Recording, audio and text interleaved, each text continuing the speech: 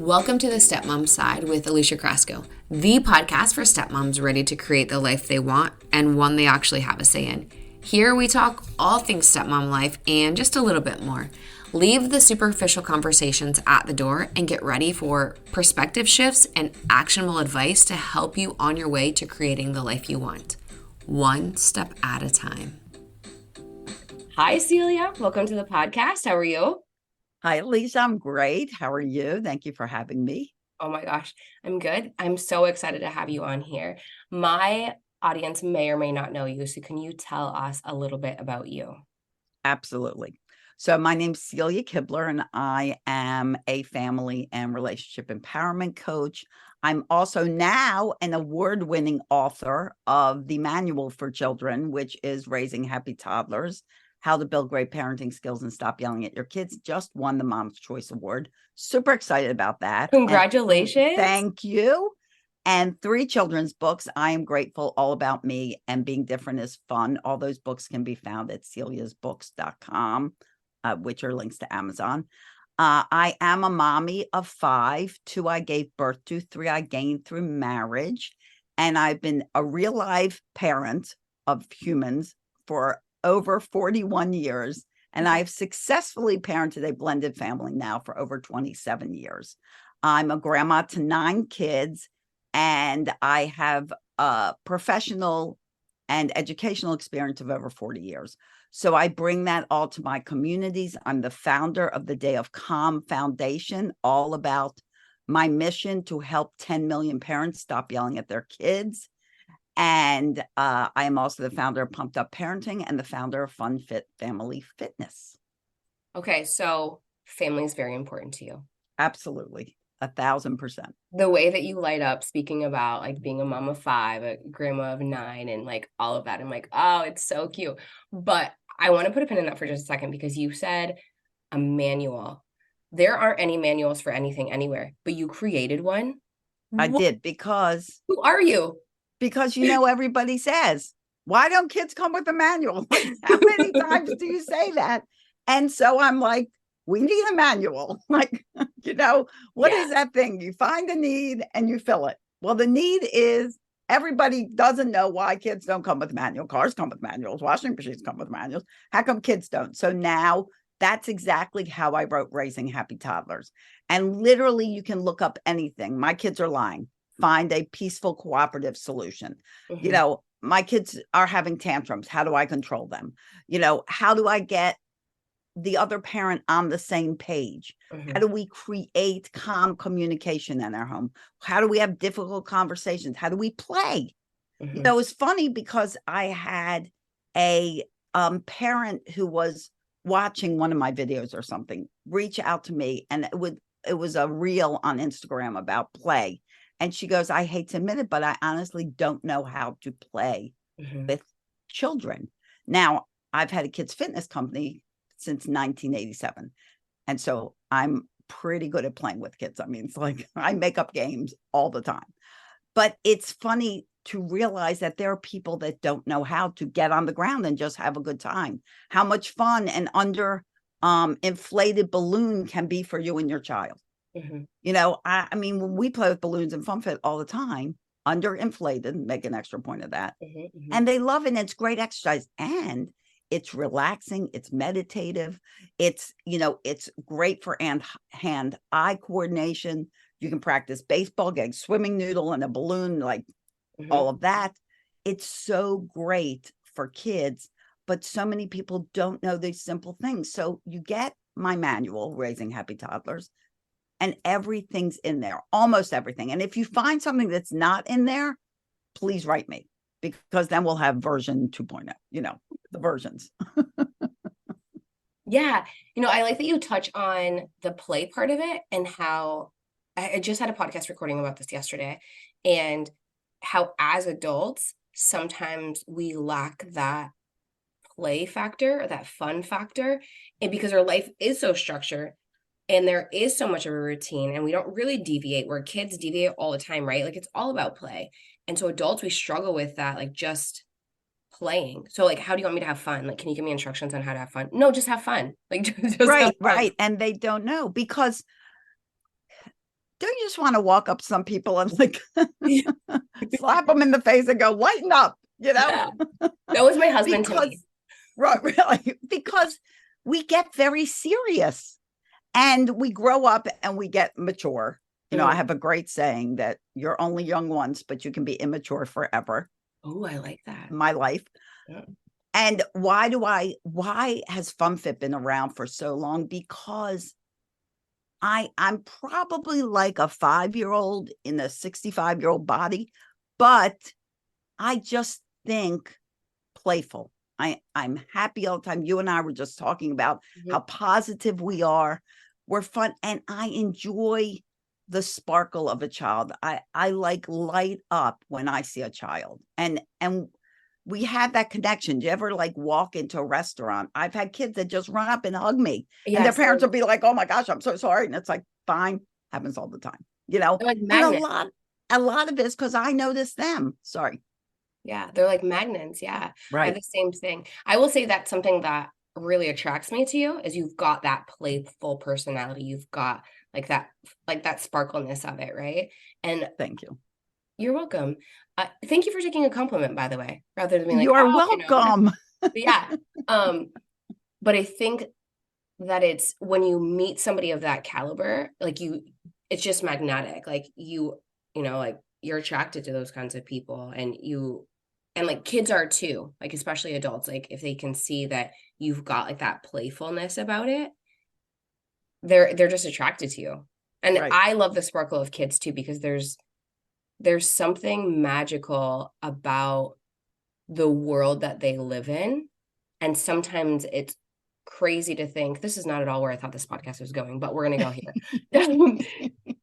There's something magical about like remembering that world, right? Because as adults, we're for the most part out of that world, right? Because we've got all of these responsibilities and we've got to like keep the ship running. But when you can step back into that world and you're playing baseball with a balloon and a pool noodle or whatever it is, like this morning, my daughter had made this little book for my husband and I. Like, hey, can I borrow your stapler thing? Of course. And so she wrote this little book, and she's 4. And so she's like phonetically sounding things out. Well, how she phonetically sounds things out. So cute. Is not really how we phonetically sound things out. And so we were like, oh, well, tell us what it says. And she's like, you're adults, you can read it. Right. What's wrong with you? Why can't you read this? Right. But the letters are like all over the page and so, backwards and upside down. Yeah, exactly. What's wrong with you? Yeah. So, but it's so cute, right? We're like, wow, this is amazing stuff. That is I love stuff. it. But she was like, read it. Right. Now. We're trying. Can you help us? Well, no, because you can read. We need help with this word. Yeah. Well, like, and so my husband is like way, shockingly, like he's way better at like deciphering this code because that's what it is. It's a code. Yeah, deciphering this code. Because the letters are all over. Some of them are backwards, some of them are upside down, like whatever's happening. And we get to the last page. And so he does all of them. There's 4 pages.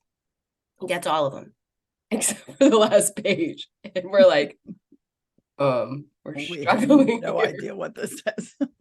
Yeah, and so we're trying like different variations of like whatever, and she's pissed about it. She's like, right, she's that's like, not right. Didn't you guys learn to read in school? How old are you? Exactly. But she like wouldn't tell us what it says. I'm gonna let you think about it. I'm like, so now I'm like panicked. Like you know what? It's been 4 hours. I still can't read the damn book. What's it that you have it there? Let me see it. I can speak to kid. I'm just kidding. Downstairs, but I'll help you decipher it. Perfect. I'll send you a picture of it. Okay. Like, what does it say? I'll see if I know what it says.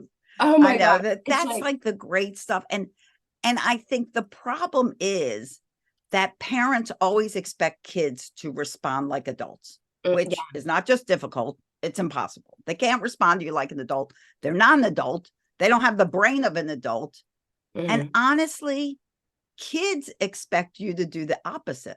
Kids expect you to respond to them like a child. Yeah. And that you can do if you're willing to. Don't just sit and watch your children play on the floor. Get on the floor and play with them. Not to mention, how much do people want to lose weight and exercise? Let me tell you, my friends, that There is no better exercise than going in the backyard with your child or in a park and running around and playing with them. Getting up, getting down, throwing a ball, playing tag, falling down, running around. Great exercise. If you did that at a gym, you would slow it down. You probably wouldn't burn as much calories. Yeah. And have as much fun. Yeah. Yeah, my daughter like crab walks like through the house or like bear crawls. And like it makes me laugh because it was the same thing. I'm like, what are you doing? Like, why are you crab walking through the house? You should get down and crab walk with her, and you'd be able to do it like 2 times. And she's like, do you know how flexible I would be if I did like what she did? I know. But I'm always like, wow, your body is so strong, very like positive about it. Like that's amazing. I love that you can do that. But sometimes I do just observe her playing and I don't interrupt, because if she's in the middle, right. God knows if I'm in the middle of something and you interrupt me, we're going to have a conversation about it. So if you're in the middle of playing, right, because that's a child's work, if you're in the middle of playing, I don't want to interrupt your train of thought and then distract you from whatever, because it's hard to get back into that mode, right. Because I've been there too. And if I'm invited, sometimes I just observe because, like I said, there's something magical about it. And, she like sings her little songs or she's, doing whatever it is that she's doing. But then if I'm invited, I'm all in, like all hands on deck. Like, I think it's really fun. And sometimes I'm like, this is so silly. Like I look ridiculous, but she doesn't think that. She's like, this is amazing. You're awesome. Yeah. I literally sing in my classes and they love my singing. My kids are like, Mom, stop singing. I have a CD. I have CD. Is that like, I have music. You can find me singing on iTunes. Like you can get my CD or whatever that is called nowadays. Yeah. My music. Nobody has CDs anymore. On iTunes. And I'm singing most of these songs. And kids, of course, it was recorded many years ago before I got this old age hoarse voice. But, it's like they love you. They love you. Like people will say to me, you have so much patience. It doesn't require patience because you are focusing on them. Like you said, just even sitting watching, and I don't mean that you have to get on the floor all the time with them, but sometimes you have to watch them because that's how you tune into your child. For step parents, a good thing is to get to know your child. Don't just like overpower them. You've got these kids you didn't raise from birth. So get to know them. Watch what they like to do. Connect on that, bridge. Yeah. And it's so important for all kids is to tune into them and see what they like. What are they passionate about? Don't determine what they're going to like. So let's talk about connecting with your stepkids. And on a basic level, and we'll kind of dive deeper like on a couple different things, since I know that you coach on this. So let's hypothetically play a situation. I'm a brand new stepmom, and we'll do my situation. I was a brand new stepmom, and I had an 8 and 11-year-old, 8-year-old boy and an 11-year-old girl. And I've never been married before. I don't have any kids.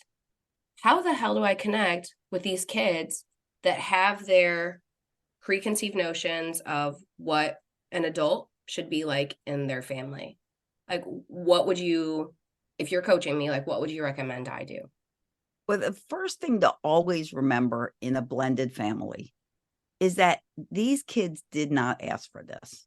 They didn't say, Mom and Dad, you guys split up. I want like new people. I want new people in my life. They didn't ask you for that. They got they got handed that deck of cards. Yeah.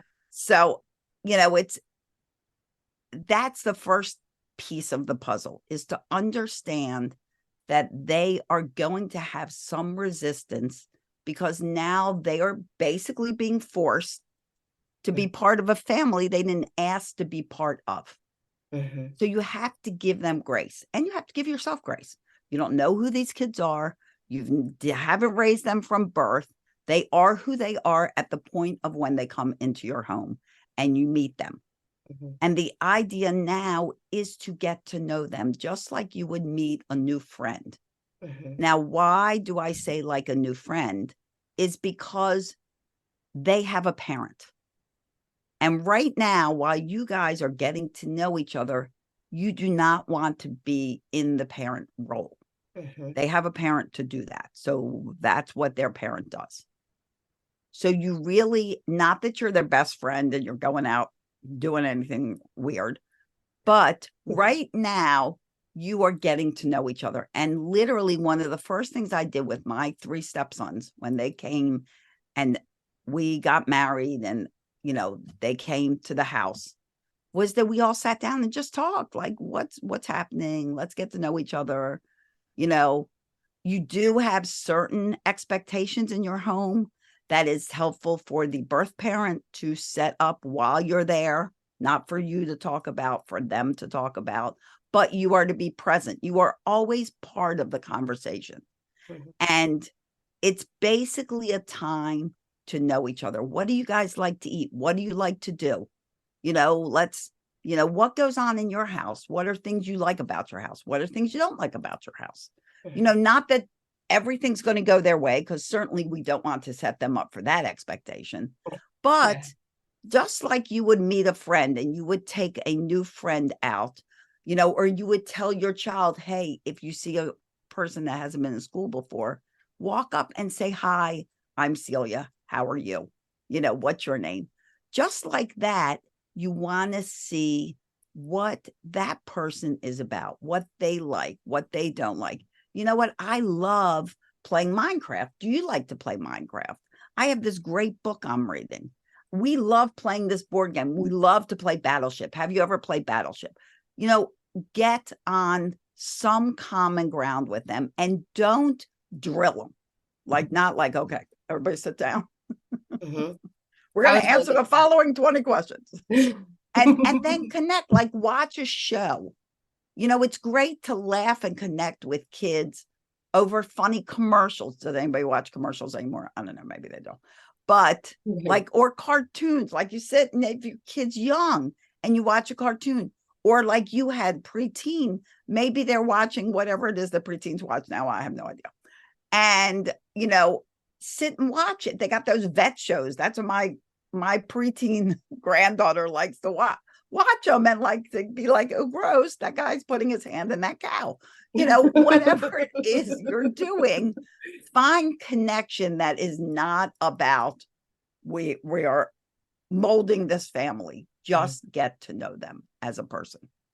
Yeah, I like that you say get to know them as a friend. I recommend that too. And sometimes I get weird looks because for the exact same reason, like you said, you're just getting to know them. So you're not coming in right away as a parental figure. Take your lessons from me. It doesn't go very well. But Right. like you're coming in as a friend. And if you and I always say connection over correction, right? Like no one cares how much you know until they know how much you care. Or another example I give I stepmoms, like that. yeah.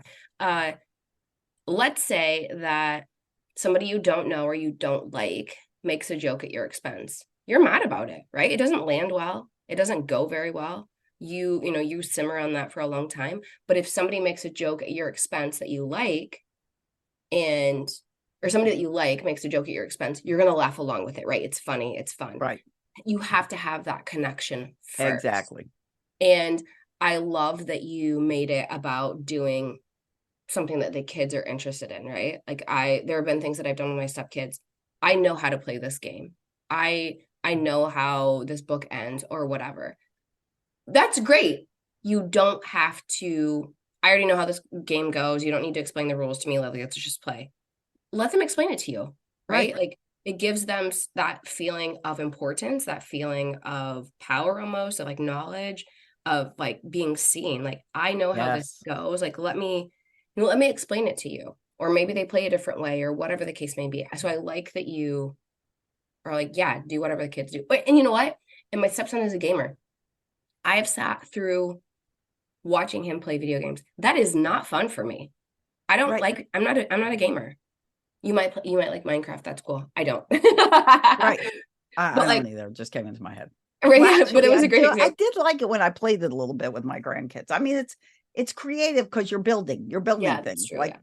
I mean, I can't do it. And my son's a gamer. I think you know. I don't know if you know, but he's Yeah. been a gamer all his life, and I did that a lot with him. I'd be like, "Why do you like this game?" Yeah. and you teach me how to play. Even now, because he is a professional in the gaming industry and he's building a new game for a company out in, Cool. where is he? Amsterdam. Okay. Yeah. On the other side of the ocean from his mother. But, we're not going to talk about that. But You're not bitter. we went on a family vacation and he couldn't come. Anyway, but he's doing what he loves. And they're building he works for Guerrilla Games, and they're creating a new game. And that's probably all I can tell you. It's all he has told me, or, he'd have to shoot me. But, it's like, make a connection. And people always go, well, so he played video games all the time. No, he loved video games if there would have been an infant video game when you came out of my womb, he would have played it. But his life was in balance with all his other obligations. He still had to go outside and play. He still had homework. He still had to fix dinner or whatever, or chores or whatever there was. There was not just go sit on video games and play your life away. But there was no disrespect for something he liked. I never downplayed his love for video games. I never was like, oh, you're frying your brain, whatever. I never did that. We read, we did other things, but I never downplayed his love for video games. And look, he's made a whole career. He met his wife in the video game industry. It's like his world. Yeah. He got a degree in video games. It all came together. Yeah. I hear you on not downplaying what they like, right? Just because, like I said, watching my stepson play video games is not like the most fun thing for me, but it's a way to connect, right? Exactly. And it's a way, and I can hear like on his headset, like him talking to like his real life friends, because I can like recognize their voices, or, he's playing with whoever he's playing with. As he got older, you can play with other people online, whatever. But like when he was younger, it was very much a closed circuit. Like you're not playing with strangers on the internet. But yeah, it's just finding something that your stepkid enjoys, again, because it's not about you. Like you said at the very beginning of this, they didn't ask for this. And while it sucks for you as a step parent and, their parent that like went through the divorce, it also sucks for the kid too. And so they're learning to navigate their life without both parents in the house. They're learning to navigate going back and forth between two houses. They're learning to navigate having you around, because that's weird for them too. Like it's just as weird for them as it is for you. Right. Yeah. So talk to me about, what if I don't like my stepkid and I'm trying to build a connection with them? And I'm trying really hard. And it happens with our own kids. We expect our siblings to adore each other. And I'd be willing to bet, out of all you listeners, there are listeners out there that do not like their siblings. You are not automatically going to like somebody. Yep. And if you don't like your stepchild, or if your stepchild doesn't like you, which is a possibility more so on the stepchild end, because they wish their mommy and daddy were together and their mommy and daddy aren't together. And now there's this other person who caused it. Of course, clearly you didn't cause it, but they're going to assume you did.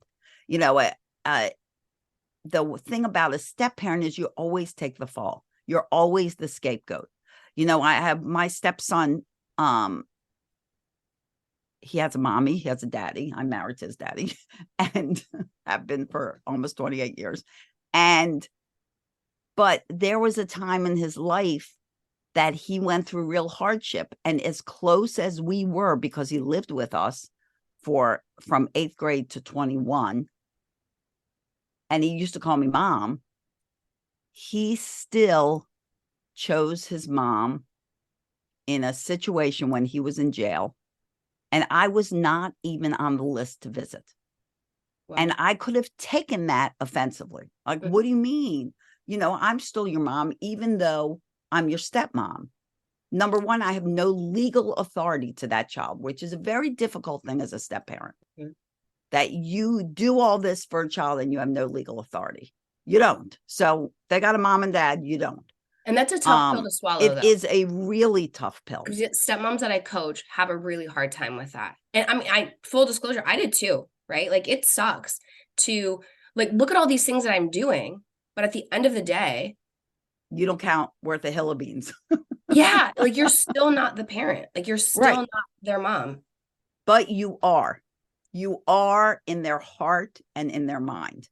And the, you know, for him, I was the scapegoat.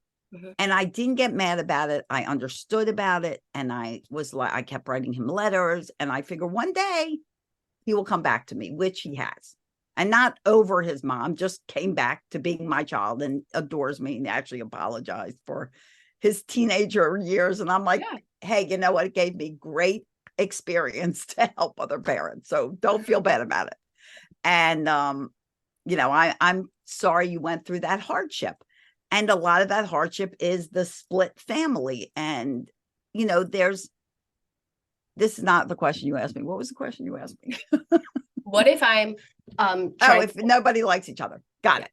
Okay. So the thing is, respect is a huge part of any family, whether it's blended or it's, organic. I think that's what you call it when it's not blended. Respect for each other is key. So key. Even if you don't particularly like that child, they're not your favorite. And usually they're not your favorite because they're having such a difficult time with the blend. They have an attitude against you. Don't stop respecting them, because that respect will build the bridge. If you get down and you're screaming at them and you're yelling at them and you're like, oh, yeah, I can't stand having you here. And then you say that to your partner, and it's their kids, and they overhear you, or you're bad mouthing their parent, their other parent, any of those things will destroy your relationship in a hot minute. So if you already have a bad relationship, going negative about the whole thing will end it.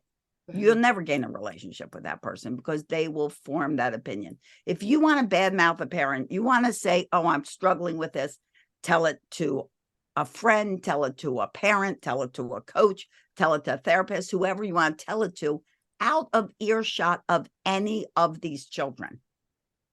They do not need to hear about that. They don't deserve to be a part of it.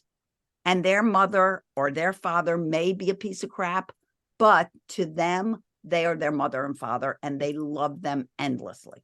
Yep. And it's up to you to keep respect. People will always say to me, like, what kind of parenting method do you use? Well, all the names they have for parenting methods. And my big thing is respect. And just like what we talked about gaming, you sat down with your stepson and even though you didn't like it, that showed him respect for what he liked. There's so many ways you can show respect. And eventually, when somebody recognizes that you've always respected them, you may not get along, there is going to be an eventual connection, because respect is a two-way street. And even if they don't, I don't allow disrespect. I mean, if a child talks back, I don't care who the child is, I don't allow it. I don't engage in conversation. I look at that child, I go, please try that again. No conversation. Oh, in this house, we don't talk. We talk like this, and blah, blah, blah, blah, blah, and go on and on with the whole story. You've just given that child permission to talk to you disrespectfully. Don't allow it. It was like with my stepkids, in their house, they used to cuss. They used to scream at each other. That's their mother's house. When they got to my house, they knew they couldn't even cuss. There's no cussing in my house. We use our manners. And every Friday when they would come, we would have a little family discussion to remind them that this is how we talk. Eventually, I didn't have to remind them. Eventually, they knew. And even to this day, they're all in their 30s and 40s. Like, if they, cuss, they do what they can not to cuss around me, because they know I don't cuss. If I do cuss, they have to text each other. This is how we're doing. If I cuss, they're like, in the group text. You know what mom just said? I'm like, you don't have to text each other. Oh, yes, we have to text each other. Could you say that again? Let me record you. Right. Exactly. They do it all the time. Like, oh, I don't cuss that much, but whenever I cuss, there's like a group message that goes out. Guess what mom said? You won't believe it. Absolutely. And, but they know that that's how it is. We're more respectful in our communication. Mm-hmm. Do they hate that? No. They like being in that kind of, environment where there's not all this aggressiveness and ugly conversation. Mm-hmm. And if you don't particularly care for your child, it doesn't mean you stop respecting them. Because if you stop respecting them, you will end that relationship completely. They will get ugly. You will get ugly. And what will that solve? Absolutely nothing. Yeah. And I think it goes more than just like children though, right? Like at the most basic level, like humanity, everyone deserves respect, whether or not you Absolutely. like them, especially in a co-parenting situation. That person, the other parent, might be making your life a living hell, but they're still a human, right? There's still respect to be, you don't have to like them. You can still respect them. And I think that that's a huge, well, I don't like them, so I'm not gonna be nice to them. Okay. I never said you had to be nice to them. You can still respect them. You can still be cordial. You can still treat them with respect. Can you talk a little bit about that? Yeah. And it's so true. And, that's part of what my work is with the Day of Calm Foundation, is really getting to all this anger and rage at the human core. Mm-hmm. We produce angry, raging adults because they're coming from angry, raging families. Mm-hmm. They're growing up with all this anger and rage, which is why I'm so against yelling at kids. What are you teaching them? What kind of adult do you want them to be? Mm-hmm. Do you want them to be this reactive every time they're disappointed in something? They meet someone who isn't their type of person. So because of that, they get to act like an animal towards that person. What makes that better than what they're doing? Mm-hmm. It's like this whole cycle of hate that goes on in the world today. Well, I hate this group, but my hate's better than your hate because my hate's legit. Your Right. hate is not qualified. Mm-hmm. Sorry, hate is hate. Still, whether yeah. it's your hate, whether it's someone else's hate, it's still hate. Mm-hmm. And if you are reacting to a step parent who you don't particularly agree with, or you get upset because there are things they're doing to your partner that, is making their life harder, it's still another person and it's still the parent to those children. Mm-hmm. Are we perfect? No, none of us are perfect. We all have flaws and we all have places where we can improve. But if you merely become someone else because they're acting that way, like how many people go, well, if they're going to, hit me, I'm going to hit them back. Did you like being hit? No. So why are you hitting back? Mm-hmm. Did you like screaming and yelling, being cussed at? No. So why are you doing that? Why are you becoming the person that you're not so happy with? Be you. Be who you want to be. And if you're calmer and you're more positive and you're more agreeable, guess what happens? It's contagious. Mm-hmm. It breeds more of that. Our extended family, we have, my husband is married. My ex-husband is married. I hope that your husband's married. Yes, my husband's married to me. Then my ex-husband's married to his wife. Okay. Then my husband's there's a lot of people. There's all the exes are married. All the exes are married. So there's and the exes are married. There's all that extra parents and all those extra grandparents. And at the holidays, we all get together. Oh, and do really? We look at these people and go, ew, I don't like you? No, my ex-husband's wife, I hug when she walks through the door. I do too. Was I a huge fan of her the moment I met her? Well, actually, we were friends, but that grew into the longer story. Background. We don't need background.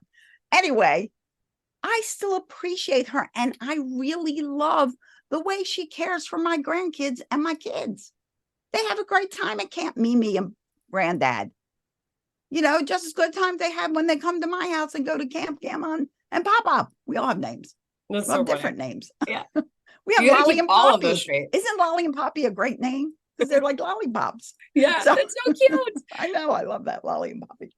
Anyway, but we all care for these grandchildren and love these grandchildren. And it's a warm, loving, caring environment. And my kids don't have to question, like kids always do, parents. They always question, do you still like dad? Do you still like mom? My kids never question that because they know I do. They have questioned it. And I said, yes, of course I do. He's your father. I loved him at some point in time. We made babies. I will always care for him. And when they see that, it's so healing. It's so healing to these kids that they're just part of this bigger family. We just came back from vacation, me, my kids, except for Kyle, who's in Amsterdam, because he We're not needs to talking live about on the that. other side of the ocean. We don't talk about Kyle. Parenthesis. We did call him. He felt terrible. Hopefully he'll be there next year. But my stepkids went, their spouses, their partners, their kids, all for a whole week together, having a great time together. Because we love being together. And I am grateful for that. I mean, I do feel very fortunate that when Rock and I got married, our 5 children truly loved being together. That was very fortunate. Doesn't happen for everybody. Yeah. And I'm very grateful for that. And they are still all very close. That's lucky. But part of that also is the fact that we didn't pressure them to like each other. We didn't make them have to like each other. They just got to know each other and liked each other. There was no pressure. There was no, okay, you guys have no me yelling at them or him yelling at them or anything like that. We gave each of them a chance to get to know each other. We would talk about it as a family. We'd welcome them into the home. The kids gave each other tours of the house. It was like, we just let them join the family comfortably in the pace that they felt they were able to do it. Okay.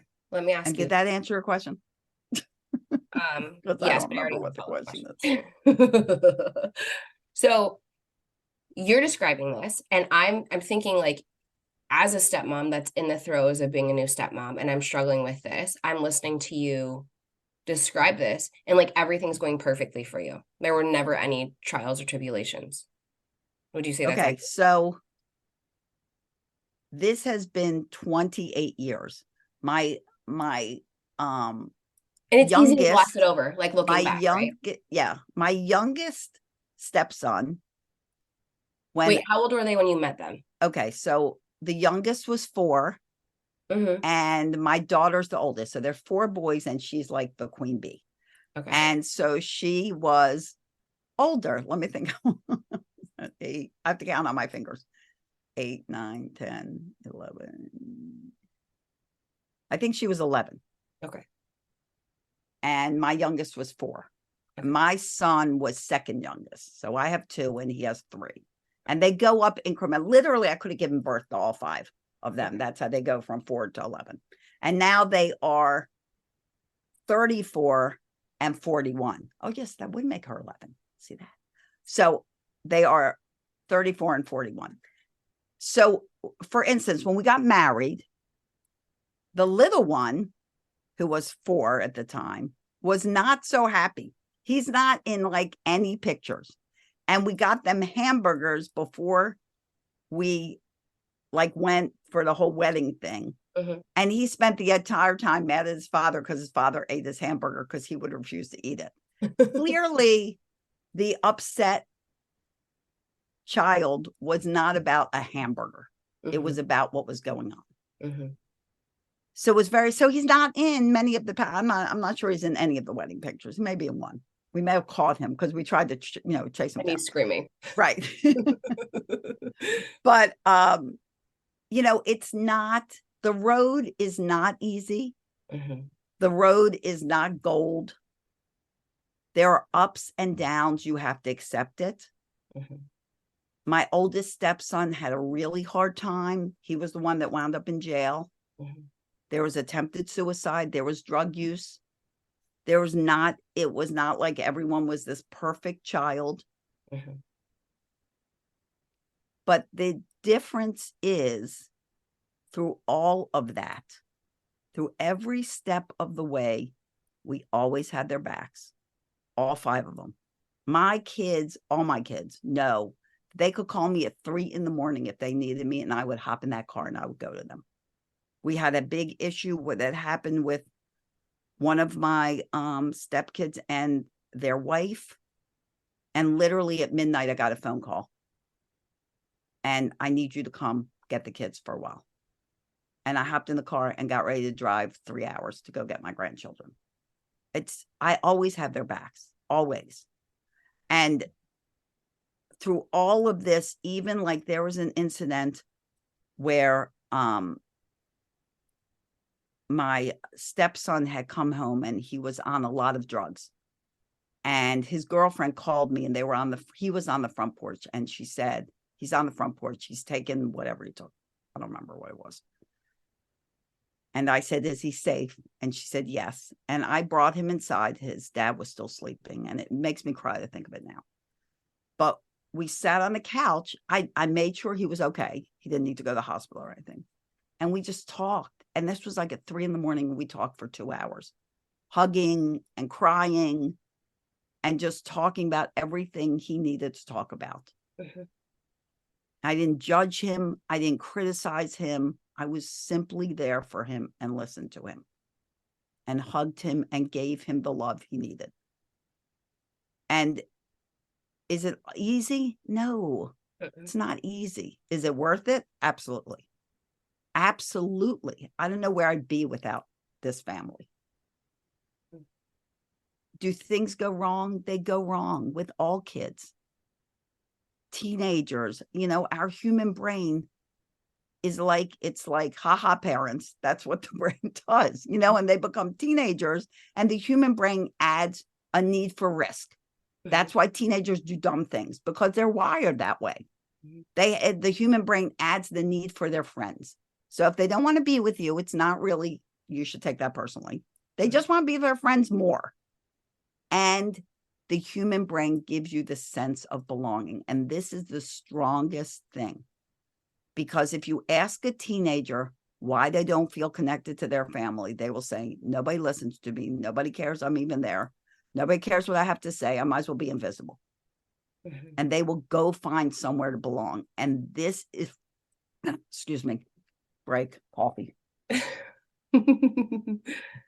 This is the key element, because if you are creating a blended family where people feel like they don't belong, they have no place, they will go find a place to belong. And it's usually not going to be good. Mm-hmm. And so it should be everything you can do in your power to understand these children, to understand there's ups and downs for stepkids and your own kids. Yeah. There's always ups and downs. What do you have to stay consistent with?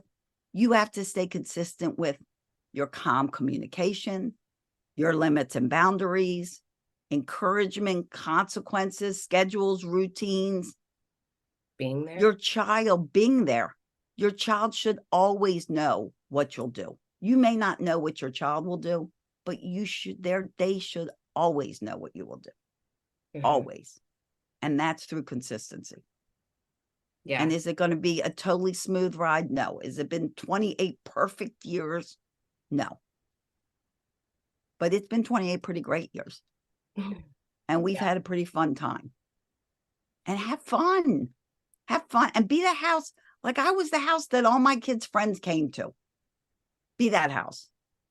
Don't push your kids' friends away.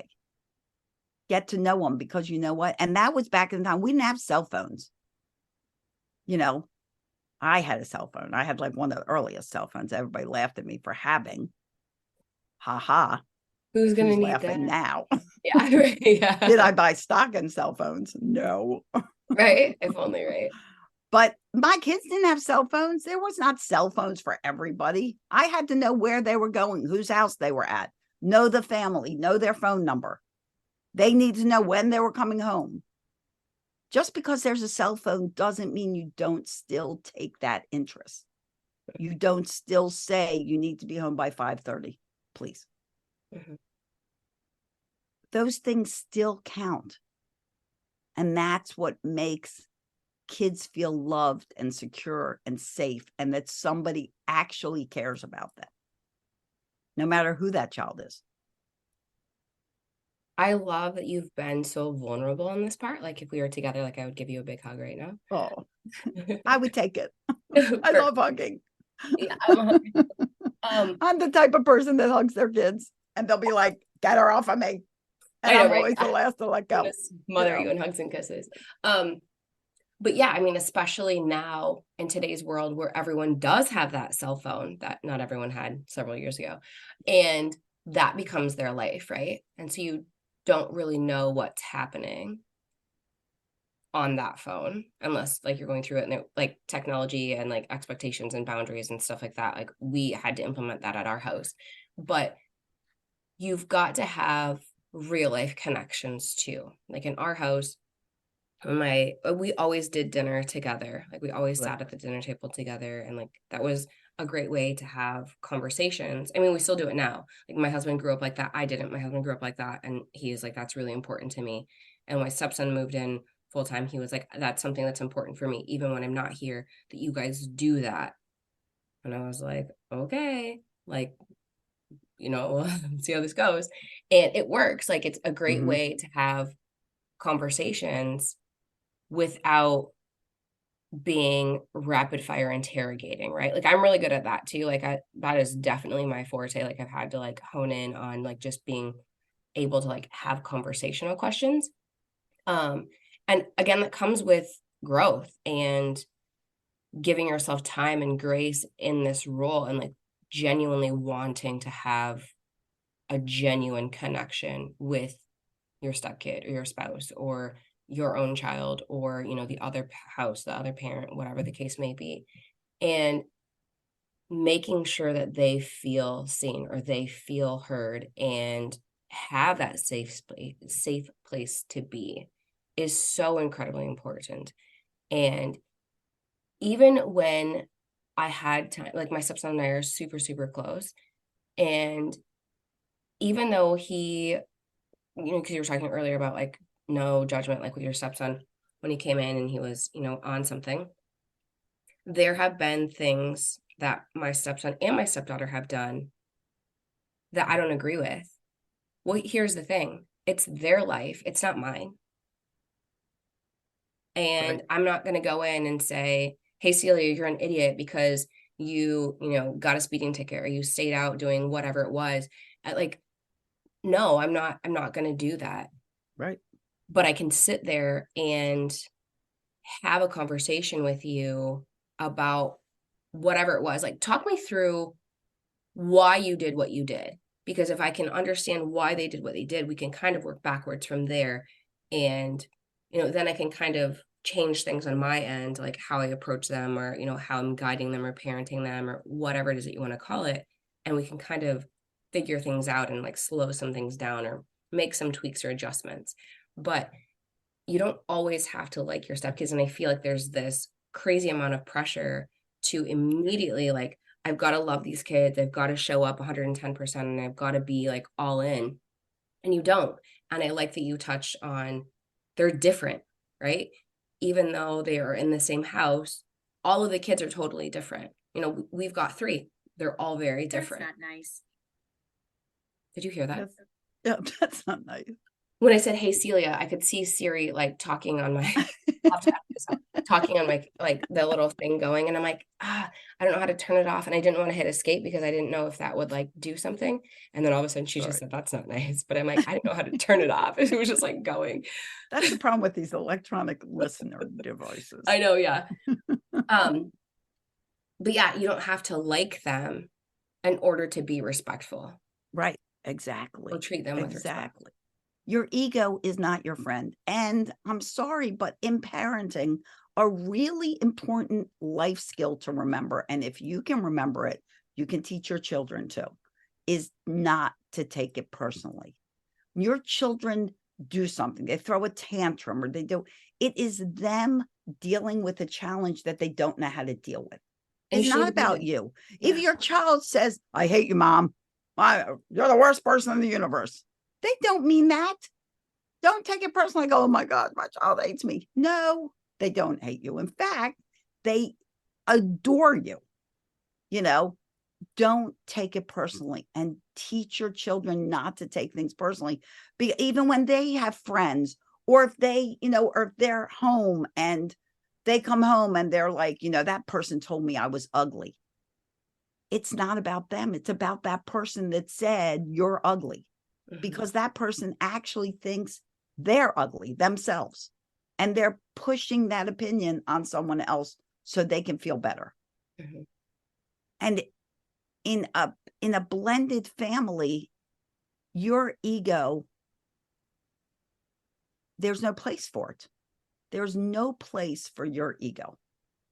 Mm-hmm. Do you have challenges? Do you have difficulties? Yes, work through them, learn through them. We all have to learn emotional intelligence. And your children really have to learn it because they're not born with it. You weren't either. And you learned from your childhood. People that scream and yell at their kids and rage against their kids, all they're doing is having a tantrum. Mm-hmm. It's a grown-up tantrum, but it's still a tantrum. Mm-hmm. And we have to help our children navigate their life. Yeah. And in blended family, it's a life they didn't ask for, they didn't expect. They don't even know what to do with it until they learn that, what? Okay, this is not so bad. I still got mom. I still got dad. Now they're happy. Mm-hmm. They're in a happy place. They're not screaming and yelling at each other all the time, if that's where they came from. And then there's these other people I have in my life, and they're okay too. They're not terrible. And not terrible is good, because not terrible eventually becomes, okay, I kind of like you. We could do something together. Yeah. You're not so bad. But also, an important thing to remember through all of this is not to parent out of guilt.